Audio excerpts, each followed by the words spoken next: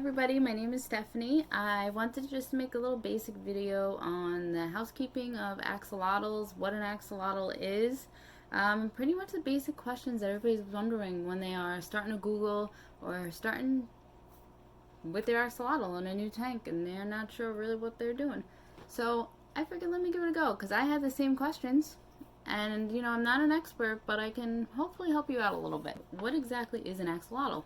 So an axolotl is a salamander from Mexico. It can also be called the walking salamander.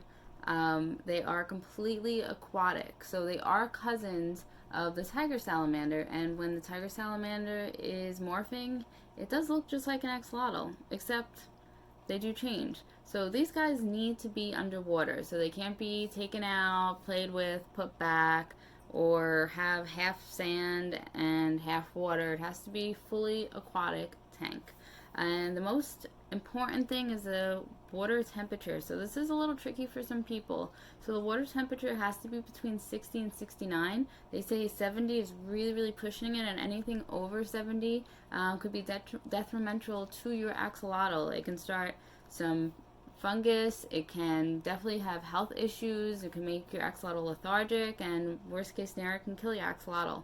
So a lot of people have purchased chillers if you're in more southern states or some countries, and I use a little portable fan that I hook up on top of the tank that I'll show you in a little bit, and it seems to work. It seems to bring it down like 1 or 2 degrees, but I do have to sometimes change the water, or even like a frozen bottle, and just put it in there just so it kind of cools it down. I'm in New York, and I've only had the axolotls from like winter, springish, so I haven't had it fully in the summer, so I'm sure that's definitely going to be a problem. They say to also house them in maybe somewhere where it's really the coldest spot in the house. So if you have a garage or a basement, that might be a really good area versus keeping it on the third floor room because heat rises. Even if it's on the bottom of the floor versus being on top of a stand. So this little girl is in my bedroom because it's really cold most of the time in the bedroom. So it's definitely helping because out there in the living room it's a little warmer. So that's why I chose this area for her, and I haven't even needed a fan for her yet. So that works great. But definitely need to keep that water cold. So 60 to 69 is what you're looking for ideally. So tank size. So I was always taught, and I read, and everybody pretty much told me you can start with a 10-gallon for one little baby, like a 3-inch baby that you just bought off out of a pet store or from a breeder. You can start at a 10-gallon, and that's what I did with her. So I had my 10, I had my filter.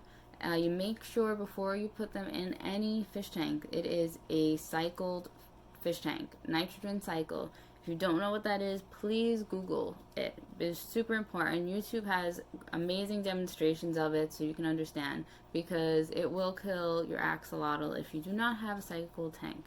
You can tub them, and that's pretty much putting them in a container and doing like 100% water changes. Make sure you are dechlorinizing that water. So you can use Prime, you can use Safe, you can use whatever over the counter, the stuff they have at PetSmart, but it must be dechlorinized because you don't want to kill your brand new axolotl. So tank about 10 gallons for one that is a baby. So I moved her when she started getting about 5-6 inches, maybe like pushing 7, because I did see it was kind of getting a little tight for her. So right now she's in a 40-gallon. I figured that'd be good for my other baby axolotl when they grow up, and maybe even another one. So it's 20-gallon longs for one adult. Any other axolotl that you're going to be putting in there must have their own 10-gallon additional. So 20-gallon for one, 30-gallon for two, 40-gallon for three, and so on. When you put an axolotl in with another axolotl, make sure they are the same sex. So you're not going to be able to sex them until they're about a year and a half. The males may drop, if you know what I mean, a little late. So they say about a year and a half. They will continuously keep breeding. So if you do see little spots of eggs everywhere, you need to keep them separated if you didn't realize you had a male and a female, because they will keep breeding, and that poor female is going to be very exhausted and tired, and it can really affect her health. So you definitely don't want to do that. But before you even get into breeding, you need to learn how to take care of an axolotl. So let's say you have your 10-gallon all set up, all cycled, you have your filter. If you need a chiller, your chiller is set up. If you are using a 20-gallon, they do prefer longs, because these guys don't really care about swimming up. They really like to walk around and explore. So definitely better if you have a long tank. They say 20-gallon long would be fine for one adult. So 10 gallons to start if you have a baby, or you can go straight to a 20-gallon. But 10-gallon to start, 20-gallon, and then any additional is another 10 gallons additional of water. Hopefully that didn't confuse you. So if you're wondering, where can I buy one? I bought mine online. And the first time I bought it online, I thought I was buying it from a breeder, ended up not being a breeder. Apparently there are people that are just wholesalers. So people might just buy eggs and raise them. People might actually have a male and a female that they are breeding. You can get them from pet store. There are illegal states. So I'm sorry to tell you, if you are in Maine, New Jersey, Virginia, California, and if you are in New Mexico, you can have one, but you can only get it from New Mexico. All those other states I just listed, it is illegal, which means you are not allowed to own an axolotl. I'm very sorry, and that really stinks. Everywhere else, you're good to go. So there are so many websites that have axolotls. There are tons of people on Facebook that have axolotls, but I will give you the warning.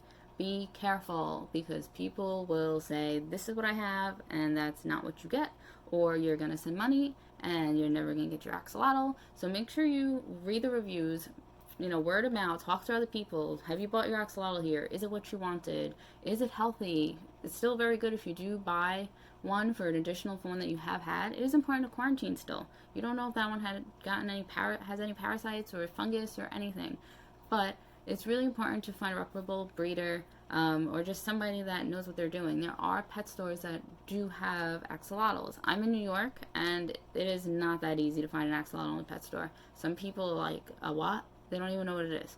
So I bought mine online. And then once I joined the Facebook axolotl forums, it just brand new world. I was like, oh my god, there are so many different axolotls I can get. And they show you the mother, the father, the eggs, and this and that. Really eye-opener. So definitely I would think online is probably a way to go, but please be cautious, because you do not want to get scammed. So next important question, what do they eat? So they eat worms. You can feed them pellets. You can feed them carnivorous pellets, salmon pellets. You can buy pellets off eBay. You can buy pellets off the pet store. You can buy pellets from people that breed them. Pellets are everywhere. Problem is, a lot of them you have to teach to eat the pellets. So when they're really, really small, they start eating brine shrimp, and then they kind of move to black worms, and then they move to larger size worms. So a lot of people will say, and this is one of the things on the websites that are wrong, you can feed them bloodworms. So bloodworms are actually not worms. If you look it up, it's actually like a larvae, and it's more of a snack for these guys. It's not a really good nutritious diet versus other worms. So bloodworms should be given as a treat. You can give blackworms, you can give red wigglers, you can give earthworms. The red wigglers, I had given mine at least when she was at least like 3.5 inches. I just used a scissor, cut it up, gave it to her. They do have like a weird saliva that comes out of them. You'll see it like if you cut them, and then like a little yellow nasty thing comes out. I just rinsed it with water. Apparently it tastes really bad for them until they get used to it. I still just rinse them with water, gets rid of all the dirt and stuff. Where you can find the worms are online, in the pet stores, the axolotl breeders. I get mine from Petco, PetSmart. I just recently bought them off eBay because of the whole corona. It's been really hard to find them. And then I have pellets too, for some days if I'm just in a rush, and I can just throw some pellets, and they're perfectly fine with that as well. So food's pretty simple. You don't have to go too crazy. Some people will say, I'm going to feed them goldfish and minnows and crabs and shrimp and all that stuff. Make sure you quarantine, because you're going to end up getting a goldfish that has a parasite, and these guys are going to get that parasite. Make sure they're smaller. I mean, I'm not a person that is for live feeding. Crabs definitely no. Shrimp, goldfish is a little big, so if you're going to try to live feed, do it definitely quarantined in a small fish, maybe like a minnow, or maybe even a guppy. I don't recommend it, but you will see people saying they do. And most importantly, these guys need to be kept by themselves. Everywhere is saying you can keep them with fish. I keep them with fish. No, you can't. You can, but is it ideal? No. So there was just recently somebody brought their axolotl to the vet because it ate a catfish, and the catfish was lodged and stuck in its mouth. And catfish have like armored, they need to protect themselves. So really, really important. Just avoid that. Keep them by themselves. They will try to eat anything. They cannot see very well, so they just see something moving, they're going to try to grab it, including a rock, which is our next one. So with husbandry, we've talked about tank size, so let's talk about substrate. So they say anything over 5 inches then can have sand. If you want to use gravel, make sure it is so much bigger than an axolotl's mouth, or head, I should say, because they will touch it like this and they will try to eat it. And then they're going to have a piece of gravel that is stuck. And when it's stuck, it's not going to let them digest it, and now they have a foreign body. That's just asking for trouble. So just avoid it. All babies probably should be best kept on bare. Bare means there's no substrate in the tank, because they're so small, it's going to be so hard to digest a piece of sand, and their intestines are so tiny. So just keep them bare for now. I just put her on sand, which is super fine, so if she does eat it, it's going to go right through. And she did eat it. So she's never been on sand, so when I put her on sand, she nonstop was just swallowing and swallowing and then spitting out and then swallowing. So I'm pretty sure she had some sand in her that hopefully she pooped it out, but she's eating great. But if she was smaller, it would have 100% been stuck in her. So bare for smaller than about 5 inches. You can use sand, you can use really, really, really big gravel pieces. It must be bigger than their head that they cannot eat it. If you're going to use another substrate. Or you could just keep them bare bottom. It's probably the easiest way to clean them as well, because when they poop like a lot. She doesn't poop every day, but when she does poop, it's like chocolate pudding. And I don't mean to be gross, it's disgusting. So plants. I have artificial plants, and I have Anubis and a moss ball in here. And those two are live plants. They don't need a lot of light. So these guys don't like a lot of light because they're very sensitive. They can't blink. They are pretty much not able to see a lot. So try to keep light minimum. And in order to have a nice planted tank, you need lots of light. So I just stick with artificial and moss balls and Anubis. They do pretty well. I was always told no ferts, and they seem to be growing and thriving and getting roots without any ferts. When they produce poop and pee, there's some nutrition. Not nutrition. That'd be kind of gross. The plant food, let's say, for them to help grow. And it helps a little bit extra oxygen. So this is Kirby. I'm just guessing it's a female. Usually the males will have a big bulge, and plus she's not a year yet, so we still have time. If she wants to drop, she will drop. So she is a Dirty Lucy. What makes her a Dirty Lucy is the little black on her face. When I got her, she was supposed to be a clean Lucy, which you will hear, which means there is no freckles, no black spots, and then she just changed. So when they're little, they do change a lot, especially as they are maturing.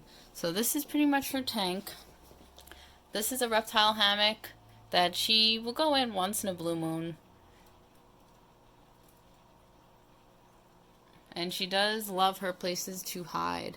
So definitely get some hiding spots. So usually I've seen the next question is, how big do they get? Well, they can get up to 12 inches. And I guess it also goes with genetics, diet, water care.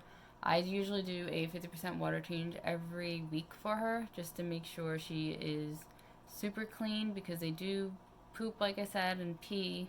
They can get a little dirty. So I definitely want to make sure she is in top quality water. So when they are babies, they grow 1 inch per month, and that's about until they are 12 inches, 12 months. Sometimes they don't grow that big. Sometimes they will grow to 9, 10 inches. But they are, when they are little babies, supposed to grow 1 inch per month. And then I guess as they get older, they just, just fatten up, which is what she's doing. She's just getting fatter. So that would pretty much be the growth rate.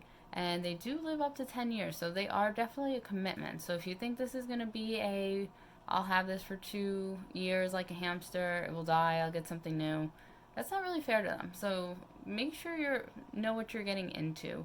10 years is kind of like having a big dog or maybe even a cat. So definitely be aware of what you're getting. Okay, so I figured let me make you a small video of how I feed my axolotls. So the worms are kept in the refrigerator. These are red wigglers. I'm going to try to do this with one hand. This is my aquarium scissor. Does not get used for anything else. I rinse them.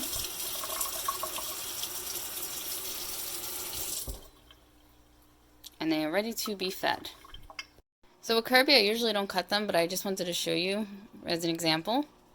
She's really smart. Even though they say they're not the smartest, they definitely all have their personality. She knows when she sees me, it is food time. I have taught her, well, I said smart, but now she has a leaf over her. Come on, you want this? There you go. That's pretty much how I feed them.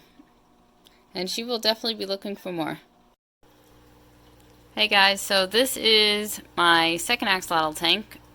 Sorry it kind of moves like that, it's just the way the light is. You can shut it off if you want. But, so this is the fan that I was talking about. As you can see, it's on, because right now we're at 69, and this is in my living room. So this will bring it down. Usually when I put the fan on, can go down even from like to 67. So that's pretty much what I'm aiming for.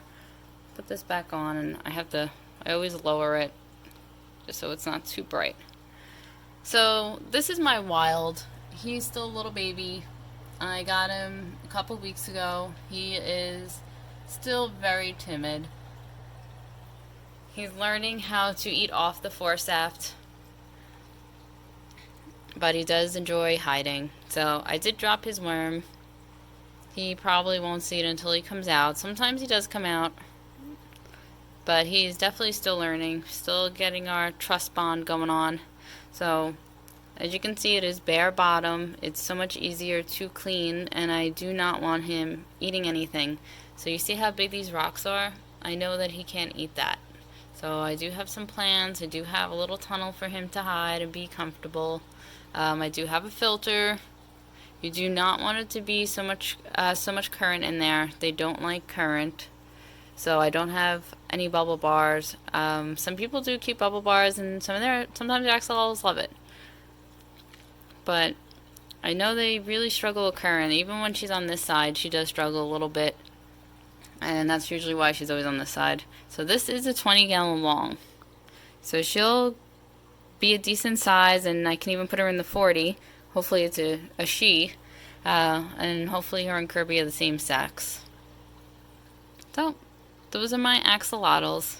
I almost forgot to mention the really cool thing about axolotls.